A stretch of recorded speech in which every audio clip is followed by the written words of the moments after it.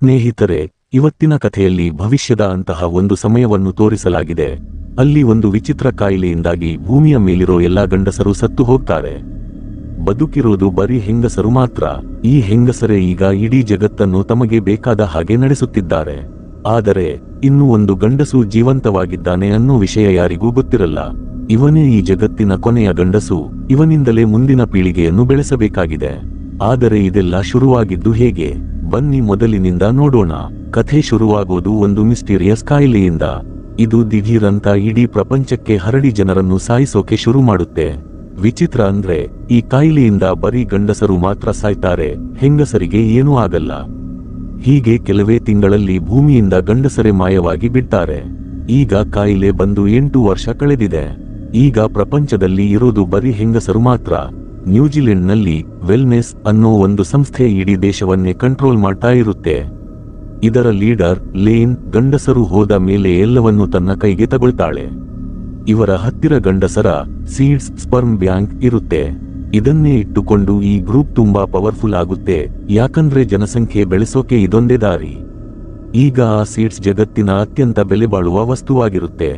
Seeds ಕಡಿಮೆ ಇರೋದ್ರಿಂದ ಇವರು ಪ್ರತಿ ವರ್ಷ ಒಂದು ಲಾಟರಿ ಮಾಡ್ತಾರೆ. ಅದರಲ್ಲಿ ಗೆದ್ದ ಹೆಂಗಸರಿಗೆ ಮಾತ್ರ ಪ್ರೆಗ್ನೆಂಟ್ ಆಗೋ ಚಾನ್ಸ್ ಸಿಗುತ್ತೆ. ಇದೇ ಗುಂಪಿನಲ್ಲಿ ಜೇಮಿ ಅನ್ನೋ ಹೆಂಗಸು ಇರ್ತಾಳೆ. 8 ವರ್ಷದ ಹಿಂದೆ ಆ ಕಾಯಿಲೆಯಿಂದ ಅವಳ ಗಂಡ ಮತ್ತು ಮಗ ಇಬ್ಬರು ತೀರಿ ಹೋಗಿರ್ತಾರೆ. ತನಗಂತ ಒಬ್ಬರು ಇರಲಿ ಅಂತ ಅವಳು ಮಗು ಬೇಕು ಅಂತ ಆಸೆ ಪಟ್ಟಾಳೆ. ಅದಕ್ಕಾಗಿ ತನ್ನ ಬೆಸ್ಟ್ ಫ್ರೆಂಡ್ ಕಿಮ್ ಹತ್ತಿರ ಶಿಫಾರಸು ಮಾಡೋಕೆ ಹೇಳ್ತಾಳೆ. ಯಾಕಂದ್ರೆ ಕಿಮ್ ಅದೇ ವೆಲ್ನೆಸ್ ಗ್ರೂಪ್ನಲ್ಲಿ ಕೆಲಸ ಮಾಡ್ತಿರ್ತಾಳೆ ಮತ್ತು ಬಾಸ್ ಲೇನ್ಗೆ ಹತ್ತಿರ ಇರ್ತಾಳೆ. ಆದರೆ ಲೇನ್ ಮಾಡೋ ಈ ಲಾಟರಿ ಸಿಸ್ಟಮ್ ಎಷ್ಟೋ ಜನರಿಗೆ ಇಷ್ಟ ಇರಲ್ಲ. ಅದರಲ್ಲಿ ಅಲೆಕ್ಸ್ ಒಬ್ಬಳು. ಒಂದು ದಿನ ಲೇನ್ ಸ್ಪೀಚ್ ಕೊಡುವಾಗ ಅಲೆಕ್ಸ್ ಅವಳ ಮೇಲೆ ಇಂಕೆಸೆದು ಬಿಡ್ತಾಳೆ. ತಕ್ಷಣ ಆಫೀಸರ್ ಕಾನ್ಸ್ಟೆನ್ಸ್ ಅವಳನ್ನು ಅರೆಸ್ಟ್ ಮಾಡ್ತಾಳೆ. ಆದರೆ ಪೊಲೀಸ್ ಸ್ಟೇಷನ್ ಹೋದ ಮೇಲೆ ಅವರಿಬ್ಬರು ಕ್ಲೋಸ್ ಆಗೋಕೆ ಶುರು ಮಾಡ್ತಾರೆ. ಆಗ ನಮಗೆ ಗೊತ್ತಾಗುತ್ತೆ ಅಲೆಕ್ಸ್ ಮತ್ತು ಕಾನ್ಸ್ಟೆನ್ಸ್ ರಿಲೇಶನ್ಶಿಪ್ ನಲ್ಲಿ ಇದ್ದಾರೆ ಅಂತ.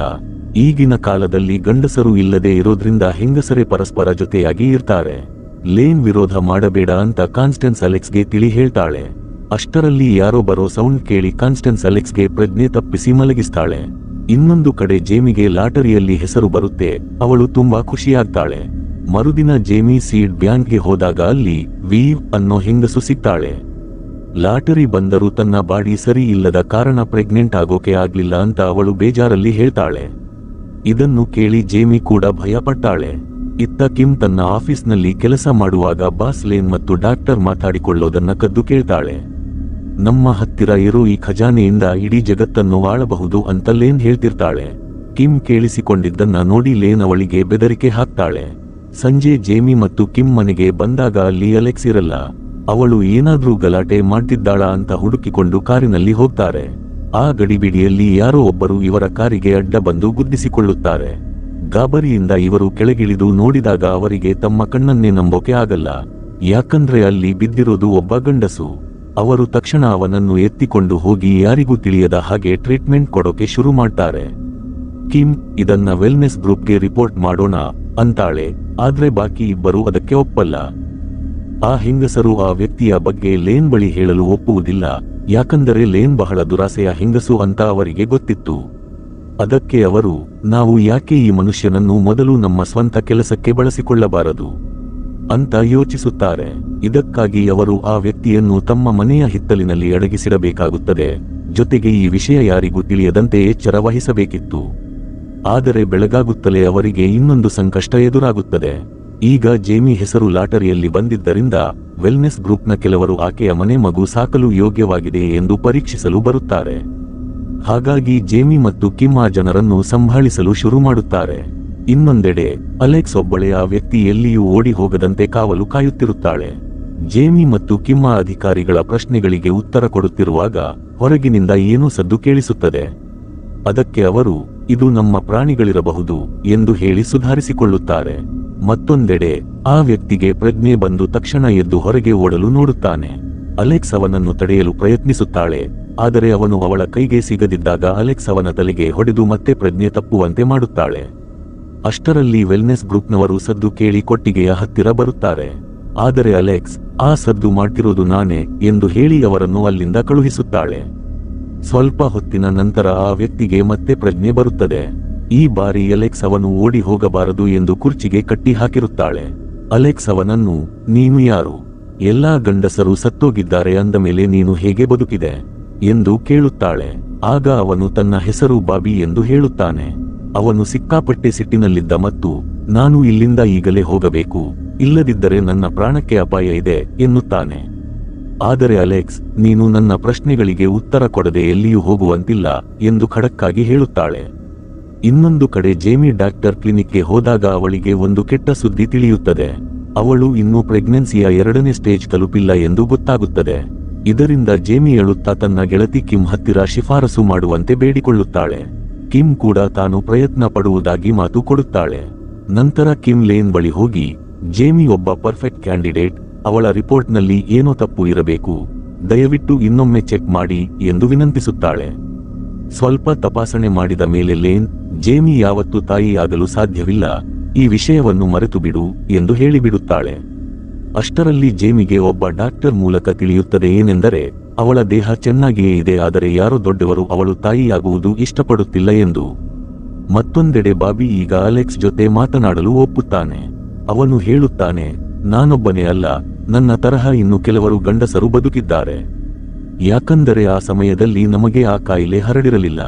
ಆದರೆ ಆಮೇಲೆ ಬಹಳಷ್ಟು ಹೆಂಗಸರು ನಮ್ಮನ್ನು ಹಿಡಿಯಲು ಶುರು ಮಾಡಿದರು, ಯಾಕಂದರೆ ಅವರು ನಮ್ಮನ್ನು ಕೇವಲ ಮಗು ಹೆರುವ ಮಷೀನ್ ತರಹ ಬಳಸಿಕೊಳ್ಳಲು ಬಯಸಿದ್ದರು. ಅದಕ್ಕೆ ನಮ್ಮಂತವರು ಈಗ ಅಡಗಿಕೊಂಡು ಬದುಕಬೇಕಾಗಿದೆ. ಗಂಡಸರು ಈಗ ಒಂದು ನಿಧಿಯ ತರಹ, ಅವರನ್ನು ಹಿಡಿಯಲು ಹೆಂಗಸರ ಗುಂಪುಗಳು ಬೇಟೆಯಾಡುತ್ತಿವೆ. ತಾನು ತಾಯಿಯಾಗಲು ಸಾಧ್ಯವಿಲ್ಲ ಎಂದು ಬೇಸರದಲ್ಲಿದ್ದ ಜೇಮಿಗೆ ಅಲೆಕ್ಸ್ ಬಂದು, ಬಾಬಿ ಈಗ ಮಾತನಾಡಲು ತಯಾರಿದ್ದಾನೆ ಎಂಬ ವಿಷಯ ತಿಳಿಸುತ್ತಾಳೆ. ಅದನ್ನು ಕೇಳಿ ಜೇಮಿ ಓಡಿ ಹೋಗಿ ತನಗೆ ಮಗು ಬೇಕು ಎಂದು ಅವನಲ್ಲಿ ವೀರ್ಯ ಸೀಡ್ ಕೇಳುತ್ತಾಳೆ. ಅವಳು ಎಷ್ಟು ಬೇಡಿಕೊಂಡರೂ ಬಾಬಿ ಅದಕ್ಕೆ ಒಪ್ಪುವುದಿಲ್ಲ. ಜೇಮಿ ಅಳುತ್ತಾ ಹೊರಗೆ ಬರುತ್ತಾಳೆ. ಆದರೆ ಅವಳಿಗೆ ಸಹಾಯ ಮಾಡಲು ಈ ಬಾರಿ ಕಿಮ್ ಹೋಗುತ್ತಾಳೆ. ಕಿಮ್ ಬಾಬಿಯನ್ನು ಬ್ಲ್ಯಾಕ್ ಮೇಲ್ ಮಾಡಿ ಒಂದು ಕಪ್ನಲ್ಲಿ ಅವನ ಸೀಡ್ ತರುತ್ತಾಳೆ. ಜೇಮಿ ತಕ್ಷಣ ಅದನ್ನು ತನ್ನ ದೇಹಕ್ಕೆ ಇಂಜೆಕ್ಟ್ ಮಾಡಿಕೊಳ್ಳುತ್ತಾಳೆ. ಇನ್ನೊಂದು ಕಡೆ ಒಬ್ಬ ಬೌಂಟಿ ಹಂಟರ್ ಬಾಬಿಯನ್ನು ಹುಡುಕುತ್ತಿರುವುದನ್ನು ನಾವು ನೋಡಬಹುದು. ಮರುದಿನ ಬೆಳಿಗ್ಗೆ ಕಿಮ್ ಮತ್ತೆ ಬಾಬಿ ಹತ್ತಿರ ಸೀಡ್ ಕೇಳಲು ಹೋದಾಗ, ಬಾಬಿ, ನಿಮಗೆ ನನ್ನಿಂದ ಇದು ಬೇಕು ಅಂದರೆ ನನಗೆ ಸರಿಯಾದ ಮರ್ಯಾದೆ ಕೊಡಬೇಕು ಎನ್ನುತ್ತಾನೆ. ಅದರಂತೆ ಬಾಬಿ ಚೆನ್ನಾಗಿ ಸ್ನಾನ ಮಾಡಿದ ಮೇಲೆ ಕಿಮ್ ಅವನಿಗೆ ಹೊಸ ಬಟ್ಟೆ ಕೊಡುತ್ತಾಳೆ. ಆದರೆ ಆ ಜಗತ್ತಿನಲ್ಲಿ ಗಂಡಸರೇ ಇಲ್ಲದ ಕಾರಣ ಗಂಡಸರ ಬಟ್ಟೆ ಸಿಗುವುದಿಲ್ಲ. ಹಾಗಾಗಿ ಬಾಬಿ ಅನಿವಾರ್ಯವಾಗಿ ಹೆಂಗಸರ ಬಟ್ಟೆಯನ್ನೇ ಹಾಕಿಕೊಳ್ಳಬೇಕಾಗುತ್ತದೆ. ನಂತರ ಬಾಬಿ 2ನೇ ಬಾರಿಯೂ ಸೀಡ್ ಕೊಡುತ್ತಾನೆ. ಮುಂದೆ ಅಲೆಕ್ಸ್ ಬಾಬಿ ಹತ್ತಿರ ಬಂದು ಒಳ್ಳೆ ಊಟ ಕೊಟ್ಟು ಸ್ನೇಹ ಬೆಳೆಸುತ್ತಾಳೆ. ಆದರೆ ಬಾಬಿ ಚಾಣಾಕ್ಷತನದಿಂದ ತನ್ನ ಕಟ್ಟುಗಳನ್ನು ಬಿಡಿಸಿಕೊಂಡು ಅಲ್ಲಿಂದ ಓಡಿ ಹೋಗಲು ನೋಡುತ್ತಾನೆ. ಆದರೆ ಅವನ ಕಾಲಿಗೆ ಗಾಯವಾಗಿದ್ದರಿಂದ ದೂರ ಹೋಗಲು ಸಾಧ್ಯವಾಗದೆ ಮತ್ತೆ ವಾಪಸ್ ಬರುತ್ತಾನೆ. ಕೊನೆಗೆ ಬಾಬಿ ಅಲೆಕ್ಸ್ಗೆ ಹೇಳುತ್ತಾನೆ, ಒಬ್ಬ ವ್ಯಕ್ತಿ ನನಗೆ ಒಂದು ಸೀಕ್ರೆಟ್ ಜಾಗಕ್ಕೆ ಬರಲು ಹೇಳಿದ್ದ, ಅಲ್ಲಿ ಅವರಿಗೊಂದು ಸುರಕ್ಷಿತ ಬಂಕರ್ ಇದೆ. ಬಾಬಿ ಜೊತೆ ಅವನ ಒಬ್ಬ ಗೆಳೆಯ ಕೂಡ ಇದ್ದ ಎಂದು ಅವನು ವಿವರಿಸುತ್ತಾನೆ. ಆದರೆ ಅವನನ್ನು ಹಿಡಿಯಲಾಯಿತು ಮತ್ತು ಈಗ ಅವನ ಬಳಿ ಕೇವಲ ಒಂದು ಸಿಮ್ ಕಾರ್ಡ್ ಮಾತ್ರ ಉಳಿದಿದೆ, ಅದರಲ್ಲಿ ಆ ಸ್ಥಳದ ಲೊಕೇಶನ್ ಇರುತ್ತದೆ.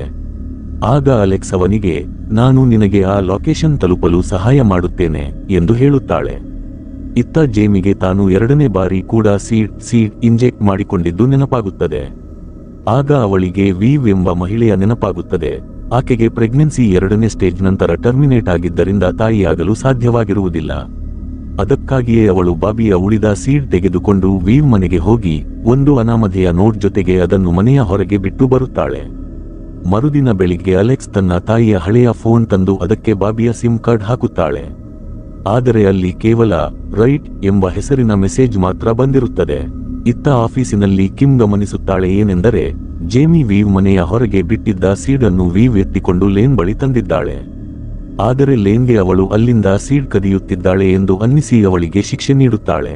ತಕ್ಷಣ ಕಿಮ್ ಜೇಮಿಗೆ ಫೋನ್ ಮಾಡಿ ಈ ವಿಷಯ ತಿಳಿಸುತ್ತಾಳೆ. ಅವಳು ಮನೆಗೆ ಬಂದಾಗ ವೆಲ್ನೆಸ್ ಕಂಪನಿಯ ಆಫೀಸರ್ಗಳು ಅಲ್ಲಿ ತಲಾಶ್ ಮಾಡುತ್ತಿರುತ್ತಾರೆ. ಆ ಮೂವರು ಬಾಬಿಯನ್ನು ಹಿಂದಿನಿಂದ ಬಚ್ಚಿಡಲು ಪ್ರಯತ್ನಿಸುತ್ತಾರೆ. ಆಗ ಕಿಮ್ ಜೇಮಿಯ ಮೇಲೆ ಕೂಗಾಡುತ್ತಾಳೆ, ನೀನು ಈ ರೀತಿ ಸೀಡ್ ಅನ್ನು ವೀವ್ ಮನೆಯ ಹೊರಗೆ ಬಿಡಬಾರದಿತ್ತು, ಹೊರಗೆ ಯಾರೋ ಗಂಡಸು ಇದ್ದಾನೆ ಅಂತ ಲೇನ್ಗೆ ಅನುಮಾನ ಬಂದಿದೆ ಎಂದು ಹೇಳುತ್ತಾಳೆ. ಅಷ್ಟರಲ್ಲಿ ಬಾಬಿಯ ಸಿಮ್ಗೆ ಒಂದು ಅನ್ನೋನ್ ನಂಬರ್ನಿಂದ ಕಾಲ್ ಬರುತ್ತದೆ ಮತ್ತು ಫೈನಲಿ ಅವನಿಗೆ ಆ ಸೇಫ್ ಲೊಕೇಶನ್ ಸಿಗುತ್ತದೆ. ಆದರೆ ಇನ್ನೊಂದು ಕಡೆ ಆ ಬೌಂಟಿ ಹಂಟರ್ಗೂ ಅದೇ ಲೊಕೇಶನ್ ಸಿಕ್ಕಿಬಿಡುತ್ತದೆ ಮತ್ತು ಅವಳು ಆ ಕಡೆ ಹೊರಡುತ್ತಾಳೆ. ಇಲ್ಲಿ ಆ 4 ಕಿಮ್ ಕಾರ್ನಲ್ಲಿ ಲೊಕೇಶನ್ ತಲುಪುತ್ತಾರೆ, ಆದರೆ ಅಲ್ಲಿ ಯಾರೂ ಇರುವುದಿಲ್ಲ. ಯಾರಾದರೂ ಬಾಬಿಯನ್ನು ಕರೆದುಕೊಂಡು ಹೋಗಲು ಬರುತ್ತಾರೆ ಎಂದು ಅವರು ಕಾಯುತ್ತಾರೆ. 5 ಗಂಟೆಗಳ ಕಾಯುವಿಕೆಯ ನಂತರವೂ ಯಾರೂ ಬರದಿದ್ದಾಗ ಬಾಬಿ ಮತ್ತು ಅಲೆಕ್ಸ್ ಸ್ವಲ್ಪ ರಿಲ್ಯಾಕ್ಸ್ ಮಾಡಲು ಕಾರ್ನಿಂದ ಹೊರಗೆ ಬರುತ್ತಾರೆ. ಆದರೆ ಅಷ್ಟರಲ್ಲಿ ಆ ಹಂಟರ್ ಅವರ ಕಡೆ ಬರುತ್ತಿರುವುದು ಕಾಣಿಸುತ್ತದೆ. ಅವರು ತಕ್ಷಣ ಕಾರ್ ಹತ್ತಿ ಅಲ್ಲಿಂದ ಓಡಿ ಹೋಗುತ್ತಾರೆ. ಹಂಟರ್ಗೆ ತನ್ನ ಲೊಕೇಶನ್ ಹೇಗೆ ಸಿಕ್ಕಿತು ಎಂದು ಬಾಬಿಗೆ ಅರ್ಥವಾಗುವುದಿಲ್ಲ. ಅವರು ಓಡುತ್ತಾ ಒಂದು ಜಾತ್ರೆಯ ಮೇಳ ಒಳಗೆ ಹೋಗುತ್ತಾರೆ. ಬಾಬಿಯನ್ನು ಉಳಿದ ಮಹಿಳೆಯರಿಂದ ಕಾಪಾಡಲು ಅವನಿಗೆ ಸಂಪೂರ್ಣವಾಗಿ ಕವರ್ ಮಾಡಿ ಒಂದು ಮ್ಯಾಸ್ಕಾ ಡ್ರೆಸ್ ಹಾಕಿಸಿ ಜನರಿಂದ ದೂರ ಕರೆದೊಯ್ಯುತ್ತಾರೆ. ಆಗ ಜೇಮಿಗೆ ಹಠಾತ್ತನೆ ವಾಂತಿ ಬರಲು ಶುರುವಾಗುತ್ತದೆ. ಅಂದರೆ ಅವಳು ಗರ್ಭಿಣಿಯಾಗಿದ್ದಾಳೆ ಎಂದರ್ಥ. ಜಾತ್ರೆಯಲ್ಲಿ ಕಿಮ್ ಅನ್ನು ಅನೇಕ ಹುಡುಗಿಯರು ಗುರುತಿಸುತ್ತಾರೆ. ಹಾಗಾಗಿ ಅವಳು ಅನಿವಾರ್ಯವಾಗಿ ಅವರ ಜೊತೆ ಕೆಲಸ ಮಾಡಬೇಕಾಗುತ್ತದೆ. ಈ ನಡುವೆ ಆ ಬೌಂಟಿ ಹಂಟರ್ ಬಾಬಿಯನ್ನು ಹುಡುಕುತ್ತಾ ಅಲ್ಲಿಗೂ ಬಂದಿರುತ್ತಾಳೆ. ಬಾಬಿ ಓಡಿ ಹೋಗಿ ಮಿರರ್ ಹೌಸ್ ಕನ್ನಡಿ ಮನೆ ಒಳಗೆ ಅಡಗಿಕೊಳ್ಳುತ್ತಾನೆ. ಅವನನ್ನು ಉಳಿಸಲು ಆ ಮೂವರು ಹಿಂದೆ ಹೋಗುತ್ತಾರೆ. ಆದರೆ ಅಲ್ಲಿಗೆ ಹೋದ ನಂತರ ಅವರೇ ದಾರಿ ತಪ್ಪಿ ಕಳೆದು ಹೋಗುತ್ತಾರೆ. ಜೇಮಿ ಮಾತ್ರ ತಾನು ಬಾಬಿಯಿಂದ ಗರ್ಭಿಣಿಯಾದೆ ಎಂಬ ಖುಷಿಯಲ್ಲಿದ್ದಳು. ಅಷ್ಟರಲ್ಲಿ ಹಂಟರ್ ಬಾಬಿಯನ್ನು ಹಿಡಿದು ಪ್ರಜ್ಞೆ ತಪ್ಪಿಸಿ ತನ್ನ ಜೊತೆ ಕರೆದೊಯ್ಯುತ್ತಾಳೆ.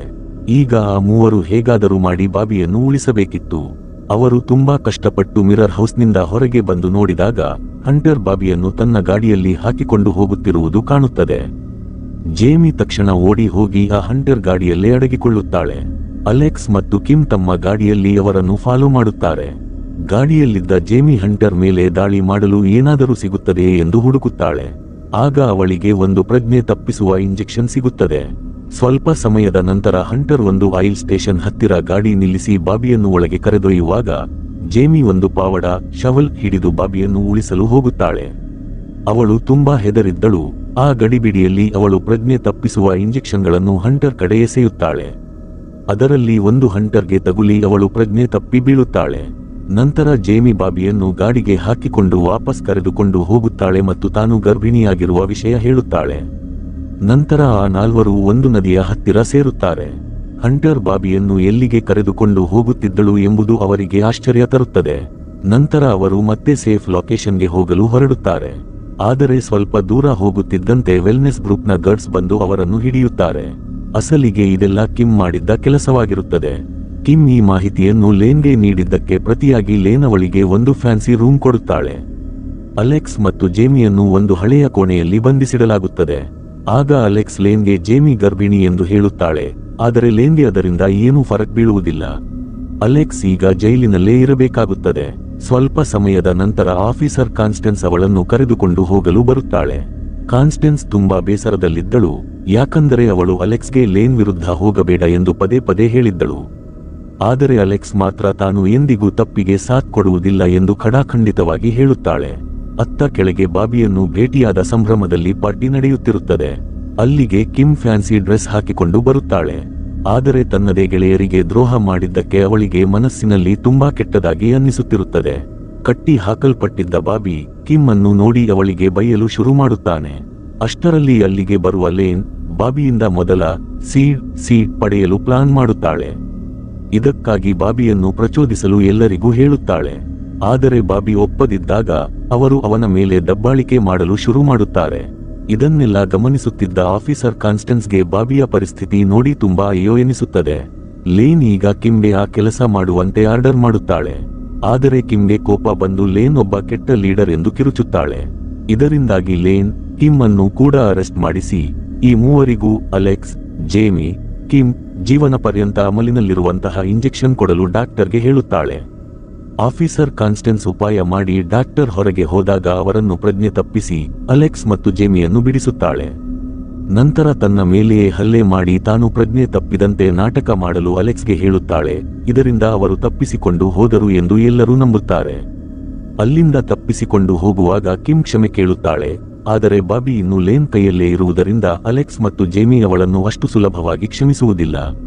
ನಂತರ ಬಾಬಿಯನ್ನು ಲೇನ್ ಕರೆದುಕೊಂಡು ಹೋಗುವಾಗ ದಾರಿಯಲ್ಲಿ ಹಸು ಅಡ್ಡ ಬಂದಿದ್ದರಿಂದ ಗಾಡಿ ನಿಲ್ಲಿಸಬೇಕಾಗುತ್ತದೆ. ಇದೇ ಅವಕಾಶ ಬಳಸಿ ಕಿಮ್ ಮೊದಲು ಲೇನ್ ಮೇಲೆ ಹಲ್ಲೆ ಮಾಡುತ್ತಾಳೆ.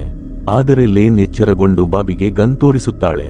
ಕಿಮ್ ಸಾಹಸ ಮಾಡಿ ಅವಳ ಕೈ ಕಚ್ಚಿ ಗನ್ ಬೀಳಿಸಿ ಲೇನನ್ನು ಪ್ರಜ್ಞೆ ತಪ್ಪಿಸುತ್ತಾಳೆ. ಬಾಬಿ ಅಲ್ಲಿಂದ ಓಡಿ ಹೋಗಿ ಒಂದು ಸೇಫ್ ಲೊಕೇಶನ್ ಸೇರುತ್ತಾನೆ. ಅವನ ಮುಖವನ್ನು ಗುರುತಿಸಿ ಅಲ್ಲಿನ ಬಾಗಿಲು ತೆರೆಯುತ್ತದೆ. ಅಲ್ಲಿಗೆ ಹಂಟರ್ ಕೂಡ ಬರುತ್ತಾಳೆ. ಹುಡುಗಿಯರು ಬಾಬಿಯನ್ನು ಕೊಲ್ಲಬೇಡ ಎಂದು ಬೇಡಿಕೊಳ್ಳುತ್ತಾರೆ. ಆದರೆ ಹಂಟರ್ ತಾನು ಬಾಬಿಯನ್ನು ಉಳಿಸಲು ಬಂದಿರುವುದಾಗಿ ಹೇಳುತ್ತಾಳೆ. ಭೂಮಿಯ ಮೇಲೆ ಉಳಿದಿರುವ ಪುರುಷರನ್ನು ಕಾಪಾಡುವುದು ತನ್ನ ಕೆಲಸ ಎಂದು ಅವಳು ವಿವರಿಸುತ್ತಾಳೆ. ಇದು ಸೇಫ್ ಬಂಕರ್ ಎಂದು ಪುರುಷರಿಗೆ ಸುಳ್ಳು ಮೆಸೇಜ್ ಕಳುಹಿಸಿ ಅವರನ್ನು ಟ್ರ್ಯಾಪ್ ಮಾಡಲಾಗುತ್ತಿದೆ ಎಂಬ ಸತ್ಯ ಬಿಚ್ಚಿಡುತ್ತಾಳೆ. ಅಲ್ಲಿ ಪ್ರಜ್ಞೆ ತಪ್ಪಿಸುವ ಗ್ಯಾಸ್ ಬಿಟ್ಟಾಗ ಹಂಟರ್ ಎಲ್ಲರನ್ನೂ ವೆಂಟ್ ಮೂಲಕ ಹೊರಗೆ ಕಳುಹಿಸಿ ತಾನು ಮಾತ್ರ ಅಲ್ಲಿಯೇ ಸಿಕ್ಕಿಹಾಕಿಕೊಳ್ಳುತ್ತಾಳೆ. ಹುಡುಗಿಯರು ಮತ್ತು ಬಾಬಿ ಕೆಳಗೆ ಇಳಿದಾಗ ಅವರಿಗೆ ದೊಡ್ಡ ಆಘಾತ ಕಾಯುತ್ತಿರುತ್ತದೆ. ಅಲ್ಲಿ ಎಷ್ಟೋ ಜನ ಪುರುಷರನ್ನು ಕಟ್ಟಿ ಹಾಕಿ ಅವರ ಸೀಡ್ಸ್ ತೆಗೆಯಲಾಗುತ್ತಿರುತ್ತದೆ. ಆಗ ಅಲ್ಲಿಗೆ ಜೇನ್ ಎಂಬಾಕೆ ಬಂದು ಇದೆಲ್ಲ ತನ್ನದೇ ಬೇಸ್ ಎಂದು ಹೇಳುತ್ತಾಳೆ. ಅಲ್ಲಿ ಇನ್ನೊಬ್ಬ ವ್ಯಕ್ತಿ ಎದುರಾಗುತ್ತಾನೆ. ಅವನು ಬೇರೆ ಯಾರೂ ಅಲ್ಲ, 8 ವರ್ಷಗಳ ಹಿಂದೆ ಸತ್ತಿದ್ದಾನೆ ಎಂದುಕೊಂಡಿದ್ದ ಜೇಮಿಯ ಗಂಡ ಜಾಕ್ಸನ್. ಪುರುಷರನ್ನು ಇಲ್ಲಿಗೆ ಬರಹೇಳಿ ಟ್ರ್ಯಾಪ್ ಮಾಡುತ್ತಿದ್ದವನೇ ಈ ಜಾಕ್ಸನ್ ಎಂಬುದು ಬಾಬಿಗೆ ತಿಳಿಯುತ್ತದೆ. ಜಾಕ್ಸನ್ ಮತ್ತು ಲೇನ್ ಸೇರಿ ಇದೆಲ್ಲವನ್ನು ಕಂಟ್ರೋಲ್ ಮಾಡುತ್ತಿರುತ್ತಾರೆ. ಲೇನ್ ಆದೇಶದಂತೆ ಬಾಬಿಯನ್ನು ಮತ್ತೆ ಹಿಡಿದು ಕಟ್ಟಿ ಹಾಕುತ್ತಾರೆ. ತನ್ನ ಗಂಡ ಜಾಕ್ಸನ್ ಯಾಕೆ ಹೀಗೆ ಮಾಡಿದ